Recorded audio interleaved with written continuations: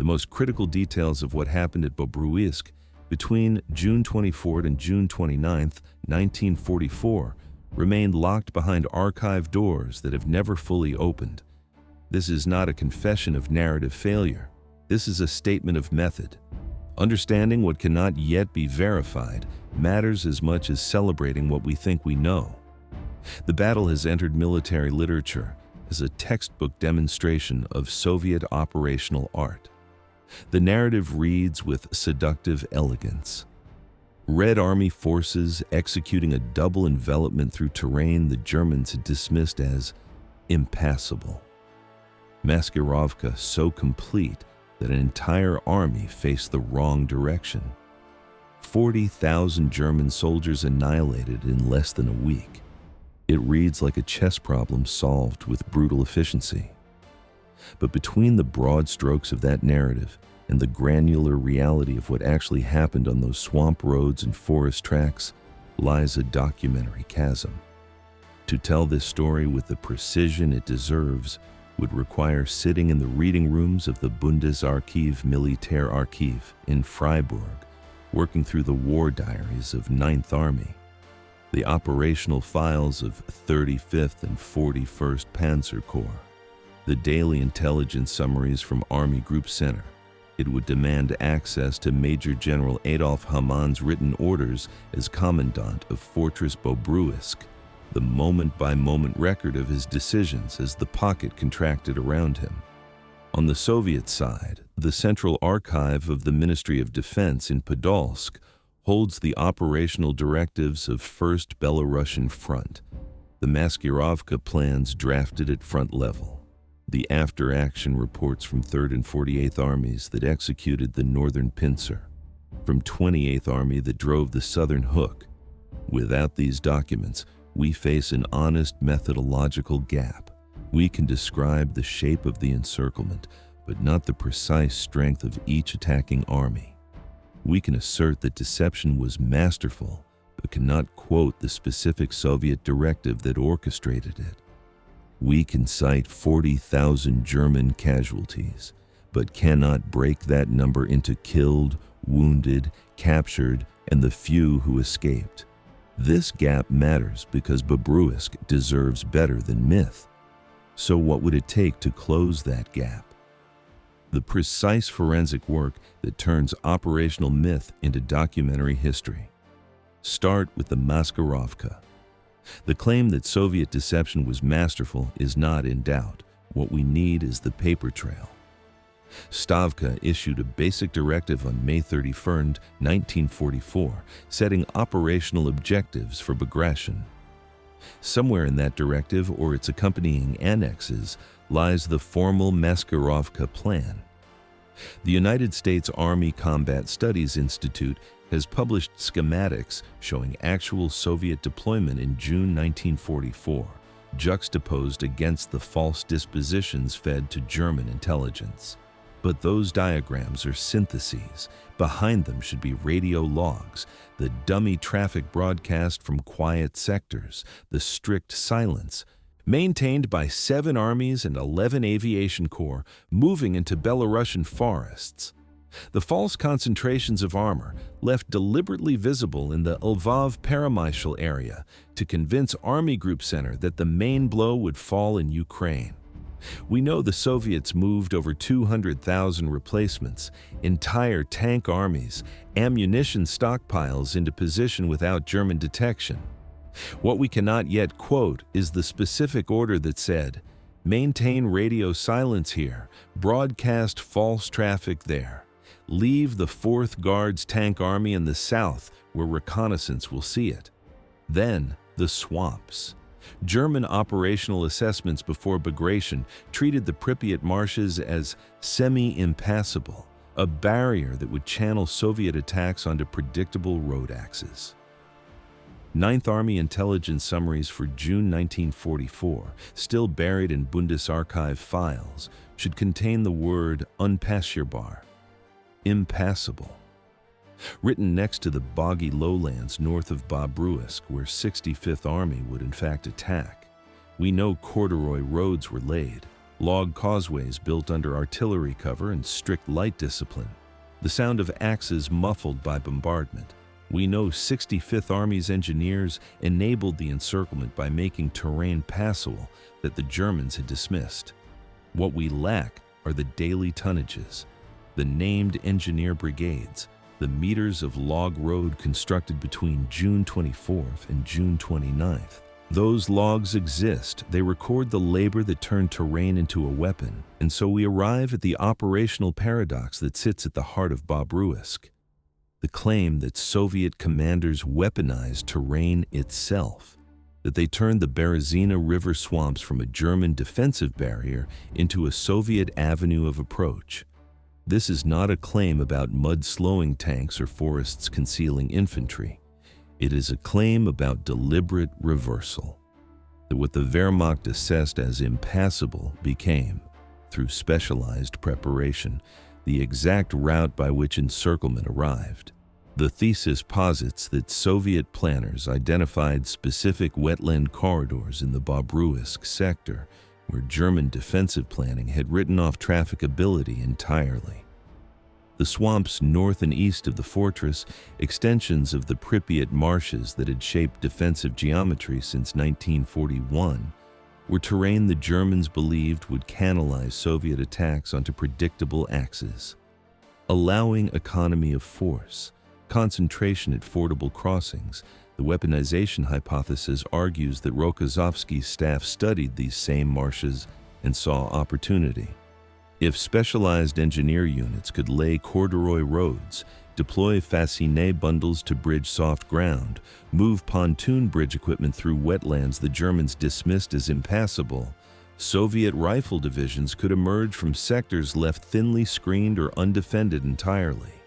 We know Soviet engineers built 2 bridges over the Berezina by June 28th, enabling 3rd Guards Mechanized Corps to cross at 900 hours after advancing 180 kilometers in 5 days.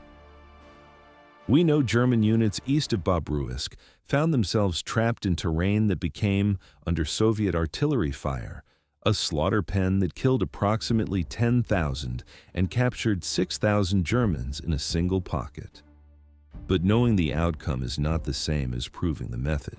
Without the engineering logs, the trafficability assessments, the German defensive planning documents that would show what they believed about the swamps, we have correlation without mechanism, a brilliant result that might have been brilliant planning, or might have been fortunate improvisation that later narratives retrofitted into doctrine. This is where a man like Adolf Hamann should enter the record, not the ghost of German militarism, a specific officer whose testimony could anchor or unravel the entire narrative. As Commandant of Festung Bobruisk, Major General Hamann held operational responsibility for the fortified town that gave the pocket its name. He commanded the 383rd Infantry Division under Lieutenant General Edmund Hofmeister, ordered to hold at all costs while the rest of 41st Panzer Corps attempted breakout. His war diary would document the exact hour Soviet artillery opened fire on June 24th. 7,000 guns, mortars, and Katyusha rockets, according to Soviet accounts. But what did German forward observers actually report? His situation assessments would reveal whether the collapse of the 134th Infantry Division to the north came as tactical surprise or expected catastrophe. The archive offers only fragments. We know German patrols from the 134th Infantry Division identified Soviet buildups. The 35th and 41st Guards Rifle Corps massing opposite their positions, each German regiment facing a full-strength Soviet rifle division of 7,200 men. 9th Army headquarters recognized an imminent major attack. General Jordan complained bitterly about High Command's refusal to authorize tactical withdrawals. Field Marshal Bush ignored the warnings. But recognition of an attack is not the same as understanding its geometry. Did Hamann's staff identify the specific axes of advance that would converge at Bobruisk? Did they mark the swamp crossings as potential threat vectors or dismiss them as the Soviet operational plan required? On June 25th, north of Bobruisk, in the terrain between the Drut and Berezina rivers, the last coherent positions of the 134th Infantry Division collapsed under the weight of a second artillery preparation. German soldiers pressed into the black mud of drainage ditches watched the shells walk across the tree line, each detonation throwing up columns of earth and shattered timber that hung in the air before settling like volcanic ash. The Soviets were using a different method this time, not the concentrated barrages of the winter when everything would arrive at once. This was systematic, calculated. The guns would fire for 90 seconds, pause for 60, then shift 200 meters west and repeat. A conveyor belt of high explosive that stripped away cover one section at a time, as if the landscape were being plowed for planting. The water in the drainage ditches rose with each passing hour. Warm, body temperature, the kind of warmth that should have been comforting but instead suggested fever, infection, the slow rot of organic matter returning to the earth. Men who had survived 3 years of Eastern Front winters found their feet rotting in boots that had not been dry for days, the skin between their toes sloughing away in pale ribbons, leaving raw tissue that burned with each step. Trench foot. The medics had warned them about it during the retreat from Kursk. Keep your feet dry, change your socks, powder your boots. But the medics were dead, along with the dry socks and the powder and everything else they had carried west from positions they were supposed to hold until relieved. The question of what happened at Bobruisk begins with a single figure that is hardened into historical fact: 40,000 Germans destroyed in 6 days. But what does 40,000 actually count? Soviet forces reported capturing approximately 20,000 prisoners from the pocket east of Bobruisk after a partial breakout. They claimed an additional 50,000 dead. The arithmetic appears straightforward until one examines what these categories meant in the chaos of encirclement. The 20,000 captured represented men who survived to formal surrender, processed through NKVD channels, and eventually paraded through Moscow on July 17th. The 50,000 dead included everyone else who entered the pocket and did not come out. Men killed by artillery, men who drowned in the Berezina marshes, men who died of wounds during breakout attempts, men listed as missing who might have escaped individually through Soviet lines, men whose bodies were never identified. Soviet writer Vasily Grossman described entering the city as a landscape where corpses, hundreds and thousands of them, paved the road, lay in ditches, under the pines, in the green barley. In some places, he wrote, vehicles had to drive over the corpses, so densely they lay upon the ground. A cauldron of death was boiling here, he concluded, where the revenge was carried out. The German accounting tells a different story. Approximately 12,000 troops escaped the pocket in desperate breakouts on June 27th, mostly demoralized and without weapons. These men reached German lines and were counted as survivors. But the Wehrmacht personnel system struggled to reconcile unit strength reports from June 24th with the fragments that reconstituted afterward. Men listed as missing might be prisoners, might be dead, or might have scattered into the forests. The bureaucratic distinction mattered for notification of families and pension claims. But on the battlefield, the categories blurred into a single operational reality. These divisions ceased to exist as fighting formations. On June 27th, on the eastern bank of the Berezina River, approximately 8 kilometers northeast of Bobruisk, the tanks that had not yet been destroyed sat at the edges of forest roads like dying animals, engine compartments venting black smoke through torn metal. The hit had come from a Soviet anti-tank rifle, a 14.5 millimeter round that found the gap where hasty field repairs had left the welding incomplete. Crewmen trapped inside hatches that had jammed when ammunition began to cook off. The escape hatches were 18 centimeters above the mud, unreachable through the flames consuming the vehicles. The human body did not simply char like wood, it rendered. The fat beneath the skin liquefied and fed the flames from within, creating self-sustaining combustion. The smell was sweet, cloying, reminiscent of pork roasting, but with an undertone of something chemical that came from the melting of synthetic materials. Rubber boot soles, synthetic uniform fibers, the plastic components of personal equipment. The forest road was chaos. 3 vehicles from a supply column had jackknifed across the track when a Katyusha barrage struck the lead truck. Men scrambled over the wreckage like ants fleeing a flooded nest. Some carried weapons. Most did not. The distinction between organized retreat and panicked rout had dissolved somewhere in the past 6 hours, replaced by the simple animal imperative of movement away from the guns.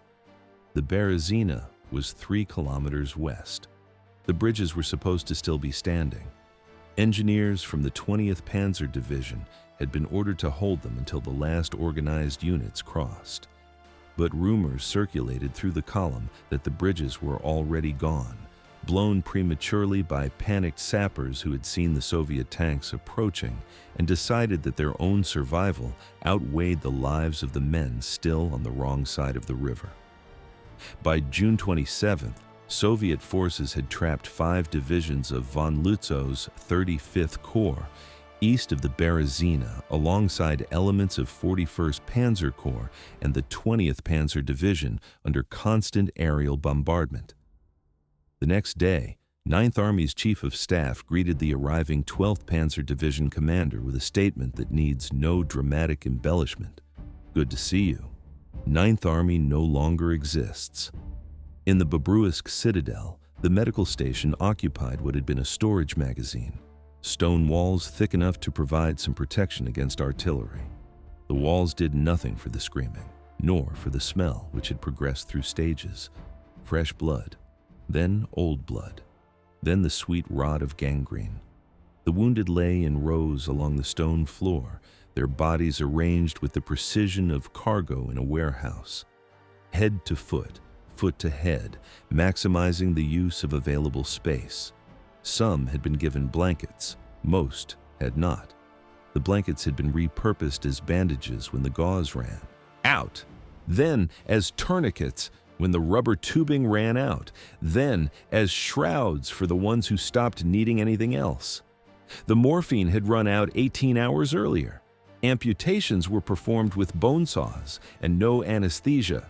Patients held down by 4 men while surgeons cut through tissue and bone in the 20 seconds before shock rendered further restraint unnecessary. The stumps were infected. Gray-green flesh that meant gas gangrene.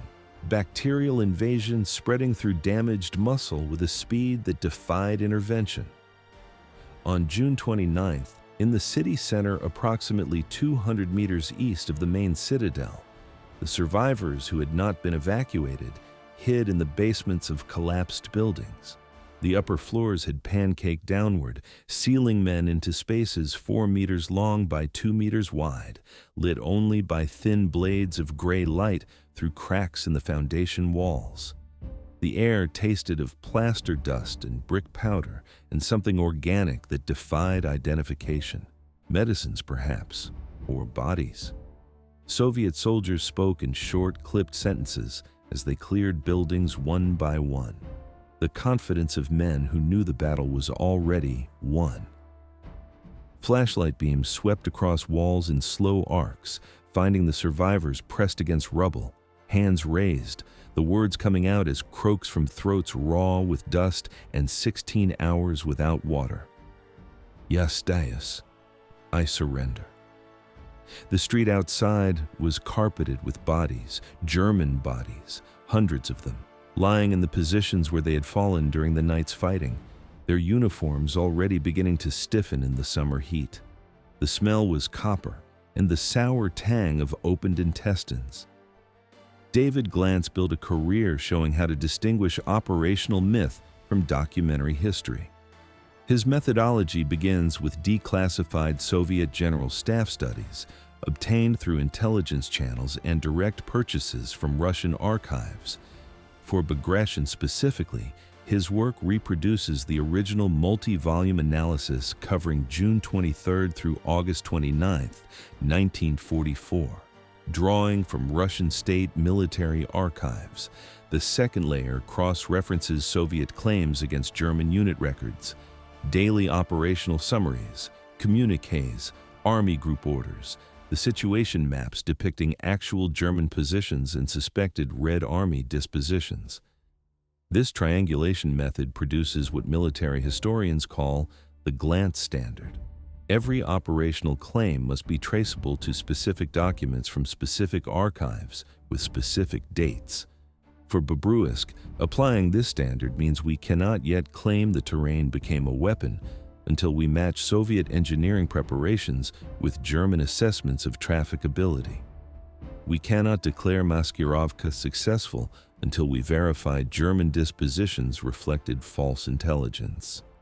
We cannot state 40,000 were destroyed in 6 days until we reconcile the counting methodologies and define what destruction meant.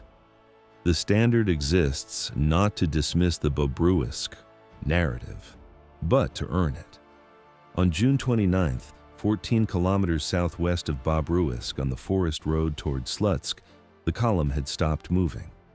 Soviet aircraft made another pass over the tree line. A pair of Ilyushin Il-2 ground attack planes, their green camouflage blending with the forest canopy as they banked for another strafing run. The sound of their engines was a low drone that built to a scream as they dove, followed by the hammering of 23mm cannon fire that shredded everything in its path. The men ahead had scattered into the trees when the first aircraft appeared. Some were still alive, pressed against the roots of birch trees or lying flat in drainage ditches that offered no real protection but provided the illusion of cover. Others had not moved fast enough. The body nearest to the survivors belonged to a soldier no one recognized. A replacement, perhaps, or a straggler from another division that had dissolved into the general retreat. The man's face was gone, replaced by a crater of bone and tissue that the cannon rounds had excavated. His hands were still moving, fingers opening and closing in a reflex the dying brain had not yet abandoned. The aircraft completed their pass and climbed toward the overcast sky, their ammunition expended.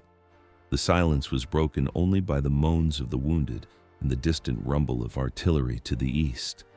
The forest closed around the survivors, birch trees and pines and undergrowth creating a green twilight that softened the edges of everything. The sound of artillery faded. The sound of the wounded faded.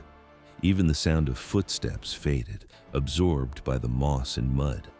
A Soviet patrol found the last stragglers 3 hours later, 4 soldiers in guards' uniform, weapons raised, faces showing the patient attention of men who had done this before and expected to do it again. Hands went up, the gesture automatic now, drained of meaning. Ya stayus. They bound wrists with cord salvaged from parachute packs and led the prisoners east, toward the filtration points where captives were being assembled, toward trains that would carry them to camps whose names they did not yet know, toward a captivity that would last longer than the war itself. Behind them, the forest swallowed the road, the bodies of the men who had not made it, the wreckage of vehicles abandoned when the fuel ran out, the equipment and weapons of an army that had advanced across this ground 3 years earlier, certain of victory, and was now retreating across it in fragments, certain of nothing. There was nothing left to see. If you enjoyed this story, hit subscribe for more World War II historical deep dives every week. Thanks for watching.